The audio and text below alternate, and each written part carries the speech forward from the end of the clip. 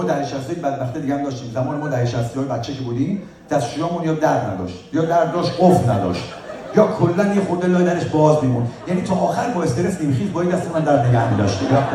بعد تا بریم که شلنگو برداره که در اون که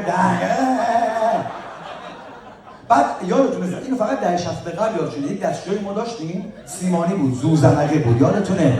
بعد این انقدر سوراخش پایین بود خود دستشویی طرز داشت میرفتی میدیدی بند میومد. ندارم میومدی بیرون. همیشه هم یک سوسکون گوشش بود تا میرفتی سوسکون گفت بیا تو بیا شروع شد بیا. بعد همه اینا بدتر این سوراخ این دستشویی انقدر پایین بود و احساس می‌کرد به مرکز زمین بسته راه هستن. بعد یادتونه ول می‌کردی دیگه دیدی که نمیشه بعد گوش می‌کردی تا لب. بعد جنسش سنگ نبود که سیمان بود، یعنی سر نمی‌خورد، گیر می‌کرد. دقیق بعد هدف گیری می‌کرد، یعنی اینجوری که دقیق بیفته تو خود سوراخ راه هستن. یعنی اگه یه میلیمتر اینور اونور می‌دادی 2 ساعت درگیر بودی بفرستی بره پایین کار می‌کردی.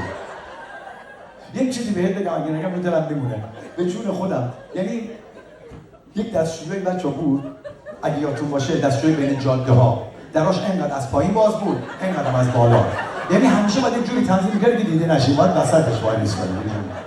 یک چیز دیگه چه یادتونه یک دستشویی بود عجله هم داشت که می‌رفتی تو کار تموم می‌شد می‌اومدی بلند شی می‌دیدی شیر اونجاست تو اینجایی شلوار تو اینجا پایین با همین وضعیت می‌رفتی شلنگ برداشتی می‌اومدی وسط با شلنگ تموم می‌شد. حالا تو اینجایی شیر اونجاست کاررسید اونجا. اینو کجایی دلم بزنم. بدترین دوراهی زندگی یک ایرانی دستشوی عمومیه. میری تو می‌بینی نفر قبلی کارشو کرده تمیز نکرده.